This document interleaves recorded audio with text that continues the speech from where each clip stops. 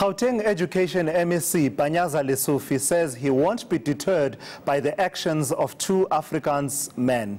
They hung an effigy of Lesufi on a tree outside his office. Lesufi has been embroiled in bitter rows with a number of Afrikaans medium school principals over their refusal to admit English-speaking pupils. He says he and his family have been receiving death threats. Lesufi has opened a case against the two men.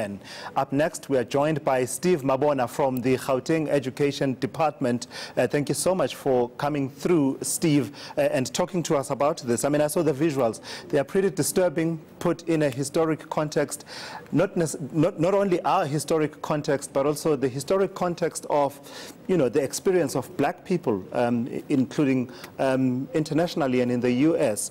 What has put the MEC in this position where he can be the target of people voicing their concerns in this way?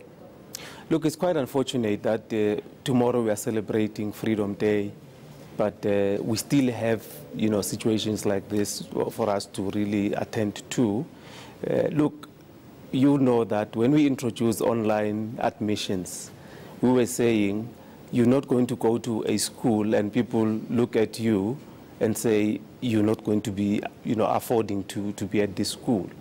Or they look at your, you know, color of your skin and say, this is a white school or this is an African school. I mean, to an extent that when some of the parents, when they submit documentation to some of the schools, you know, administrators are telling them that, but you know that this is an African school, so we're not going to be, you know, admitted here.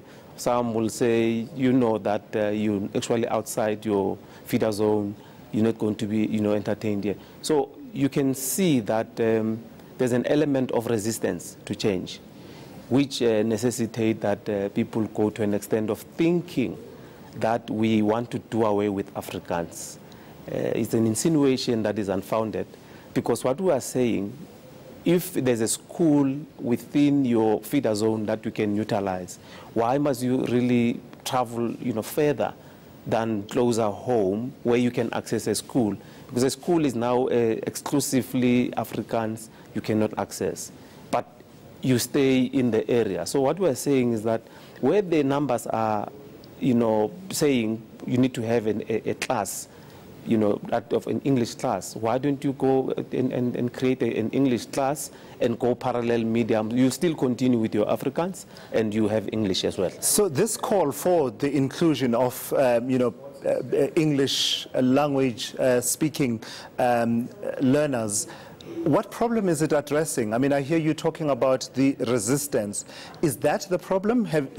Does such a situation, do situations like those arise in schools across Gauteng where a school is available, a learner and a pupil and his or her parents live nearby and would want to attend that school, but they don't necessarily speak the main medium of instruction at that school, and they are barred from attending that school? Is that something that happens in 2018? Definitely it does, because when you say you want to continue be a single medium, it means single medium of instruction, Afrikaans, you're going to continue and teach in Afrikaans only. So you're not going to have English.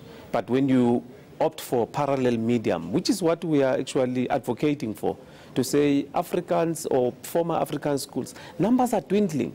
Numbers, you know, give an indication that you cannot afford to have an exclusive African school only, because demographics has changed. People reside in the areas.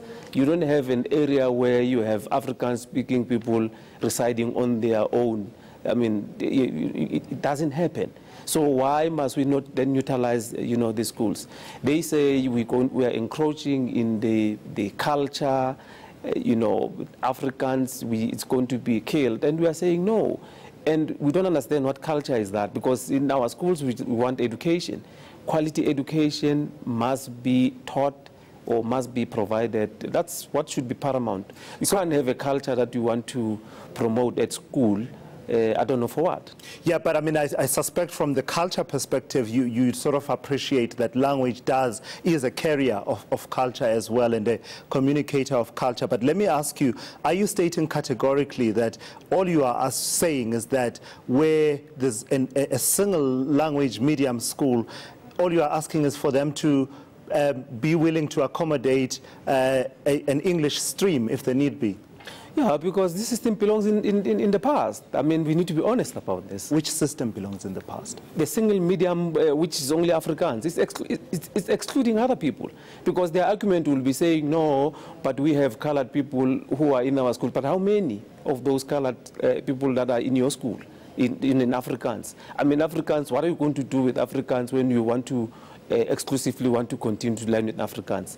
We are saying accommodate English classes. Let's see. If numbers dictate that you need to change, definitely you must change. I mean, that's what we are advocating for. So they are threatening us. We are saying we're not going to be deterred about that.